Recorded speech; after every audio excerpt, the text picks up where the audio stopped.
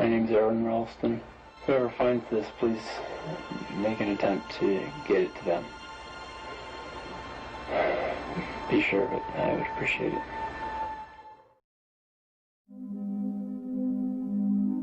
Yo people, bagaimana kabar kalian semua? Semoga baik-baik aja. For your information nih, berhubung sekolah gue udah mulai kembali belajar seperti biasa, jadi gue usahain upload video ya seminggu 2 kali lah ya. Pasti yang kelas 12 atau seumuran sama gue ngerasain lah gimana fokusnya belajar buat kelulusan nanti. Dan gue harap kalian semua memakluminya. Alright, thank you. Karena dari kemarin gue udah bahas film yang psikopat mulu, maka dari itu gue istirahat dulu deh dari film-film yang begituan. Dan di kesempatan kali ini gue akan merecap film yang diangkat dari kisah nyata, yaitu film 127 Hour atau bahasa Indonesianya 127 jam.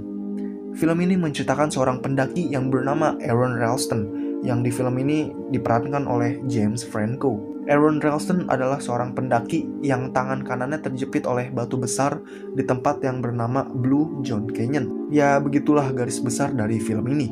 Oke, tanpa banyak basa-basi, kita langsung aja ke videonya.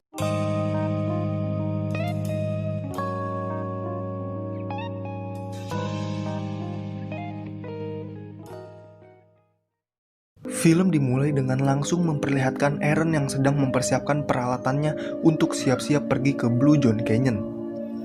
Setelah logistik dan makanan sudah siap semua, Aaron pun semena-menanya langsung pergi begitu aja, tanpa pamit dengan kedua orang tuanya. Setelah sesampainya di daerah Canyonlands, Aaron langsung merekam dirinya ala-ala ngevlog begitu. Lalu Aaron beristirahat dulu semalam di sebuah camp para pendaki, biar besok pagi Aaron bisa langsung cabut menggunakan sepeda.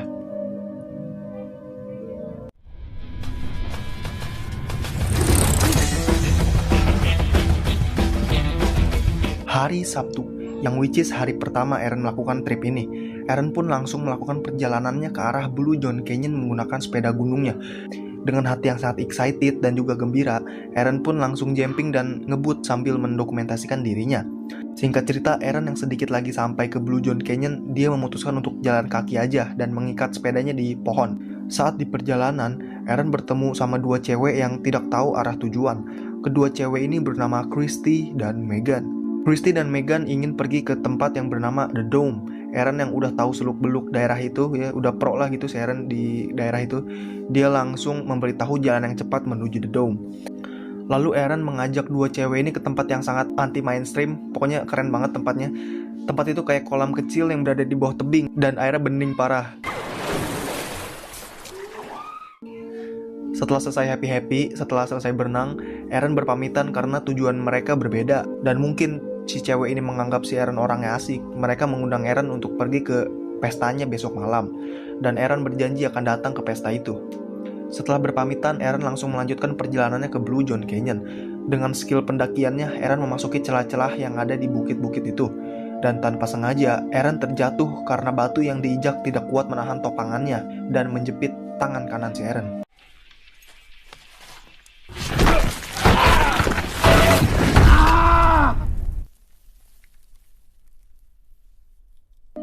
Dan film pun dimulai. Disinilah awal kisah Aaron Ralston terjebak selama 127 jam di Blue John Canyon, atau lebih tepatnya terjebak selama 5 hari. Di waktu itu Aaron sangat shock dan bingung harus ngapain. Lalu Aaron mencoba menarik tangannya, bahkan mencoba mengangkat batu tersebut sekuat tenaga. Namun itu semua sia-sia.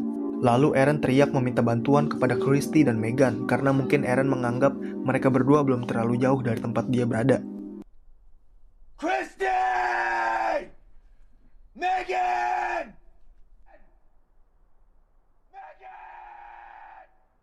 Namun hal itu sia-sia juga karena Aaron terjebak cukup dalam di celah tebing. Lalu Aaron mengeluarkan semua peralatannya dan mencoba mengikis batu tersebut menggunakan pisau lipatnya. Aaron pun terus mengikis batu itu hingga malam hari. Tapi tetap aja batu itu nggak berubah sama sekali. Hari Minggu, yakni 1 hari setelah Aaron terjebak di Blue John Canyon, Aaron mencoba mengaitkan tali untuk bisa menopang dirinya, dan dia melanjutkan mengikis batu itu hingga lanjut pagi hari. Aaron yang kelelahan beruntung mendapatkan sinar matahari meskipun hanya seperempat badan aja. Lumayanlah sinar matahari pagi bisa menurunkan tekanan darah serta meningkatkan kesehatan tulang. Lalu Aaron mengingat masa kecil bersama ayahnya yang sedang memandangi indahnya Blue John Canyon dari atas bukit. Lalu dia kembali mendokumentasikan dirinya dan juga tangannya yang sedang terjepit di Blue John Canyon. Dan Aaron memberitahu keadaannya sekarang kepada kedua orang tuanya. Orang tua Aaron bernama Donna dan Riley Reston. Malam pun tiba. Aaron pun memakan makanan persediaan terakhirnya. Lalu dia berhalusinasi jika dia datang ke pesta Christy dan Megan, dia pasti bisa enjoy menikmati minuman-minuman segar di sana. Lalu dia mengingat lagi saat dia mau pergi, dia tidak menjawab telepon dari ibunya dan tidak berpamitan juga buat pergi. Dan Aaron sangat menyesali akan hal itu. Hari Senin, tepatnya 2 hari setelah Aaron terjebak di batu ini. Aaron mencoba menarik dirinya ke atas dengan tali yang dia pasang, dan lagi-lagi itu hanya percuma saja. Karena tali yang dia gunakan adalah tali khusus buat memanjat tebing, dan butuh setidaknya 8 orang agar batu ini bisa terangkat. Lalu seperti biasa, Aaron mendokumentasikan dirinya sehari-hari. Dan Aaron bilang, di pagi hari selalu ada burung gagak yang melintas. Tepatnya jam 8 pagi. Dan jam setengah 10 pagi, dia mendapatkan sinar matahari selama 15 menit. Dan itu lumayan menghangatkan tubuhnya. Lalu Aaron mencoba mengikat tangannya agar peredaran darahnya terhenti. Dan Aaron mencoba menyayat tangannya. Tapi itu sangat susah karena pisau yang ia gunakan ternyata tumpul. Lalu Aaron mengingat lagi masa kecilnya yang sedang santai dengan keluarganya dan merekam adiknya yang sedang bermain piano.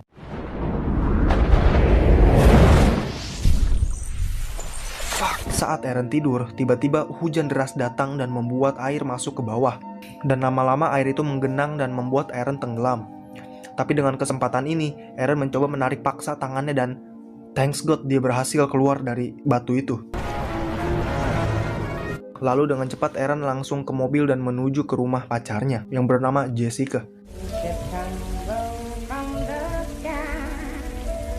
Saat Aaron ingin ngomong sesuatu, ternyata itu semua hanya mimpi Aaron.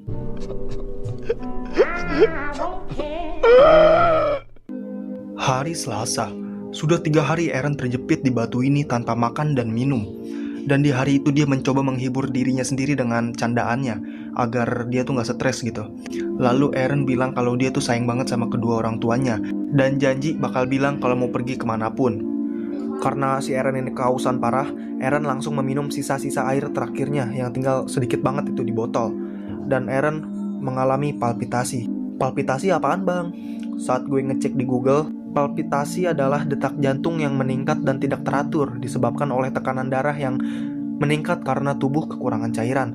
Ya simpelnya dehidrasi lah gitu ya, biar gak ribet. Karena jantungnya yang sakit, Aaron langsung menusuk tangannya.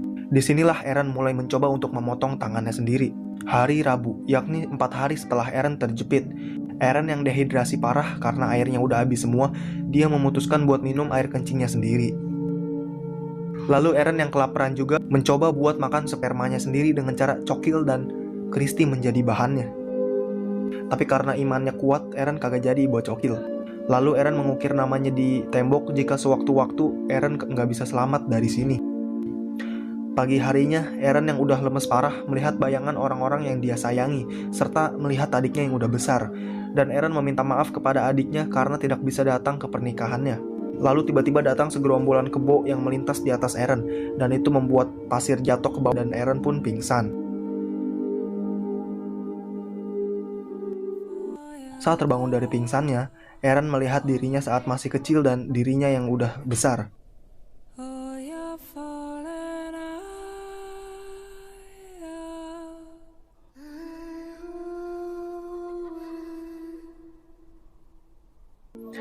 Asli dah, film ini tuh backsoundnya enak banget, sumpah. Sedih-sedih gimana gitu, relate banget sama kondisi si Aaron. Kalau kalian penasaran sama lagunya, gue bakal taruh di deskripsi ya, karena gak mungkin gue taruh sini kena copyright nanti. Entah mengapa setelah Aaron melihat dirinya waktu kecil, dia langsung jadi semangat banget dan langsung mematahkan tangannya.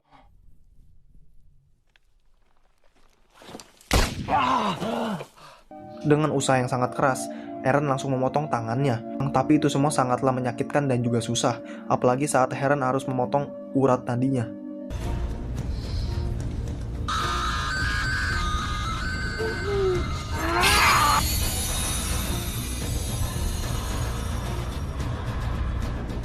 Singkat cerita, dengan kekuatan yang tersisa, Aaron berhasil memotong lengannya dan menarik hingga lepas.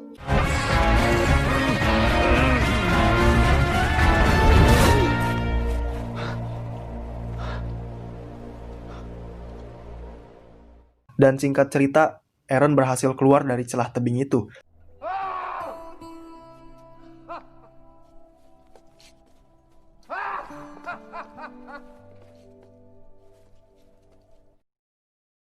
Saat dia berada di luar, Eren melihat kubangan air dan langsung turun lalu meminum kubangan itu.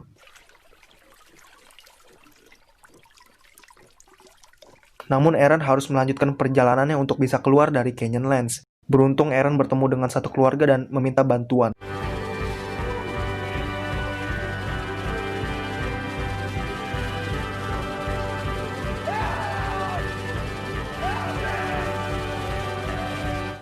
Lalu si Eren menceritakan semuanya kalau tangan kanannya tuh terjepit di Blue Zone selama 5 hari dan harus memotong tangannya. Karena di daerah itu nggak ada sinyal, keluarga itu meminta bantuan lagi dengan para pendaki yang lain dan beruntung aja ada orang yang langsung menelpon tim evakuasi untuk menolong Eren diantar ke rumah sakit.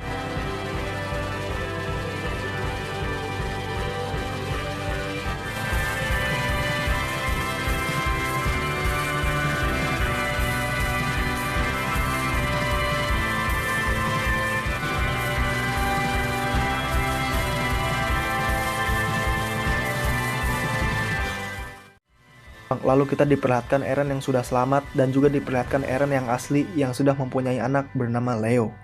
Dan film pun tamat.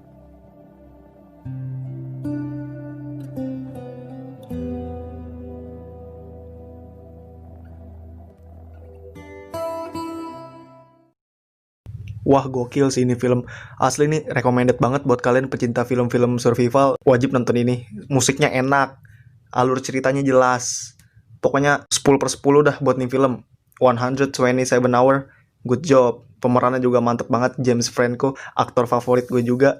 Sebenarnya film ini mempunyai alternate ending yang gak ditunjukin di filmnya.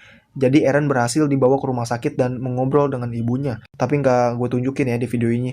Jadi kalau kalian mau lihat alternate ending, gue taruh linknya di deskripsi. Ada kok di YouTube. Poin yang bisa diambil dari film ini adalah kemanapun kalian pergi, sama siapapun kalian pergi, itu harus minta izin dulu sama orang tua, right? Kalau nggak minta izin, pasti ada aja masalah kalau nggak direstuin. Dan juga stay safe ya, apalagi kalian pergi sendiri. Oke, begitu aja recap film kali ini. Semoga kalian suka dengan filmnya. See you guys, people. Bye-bye in the next video.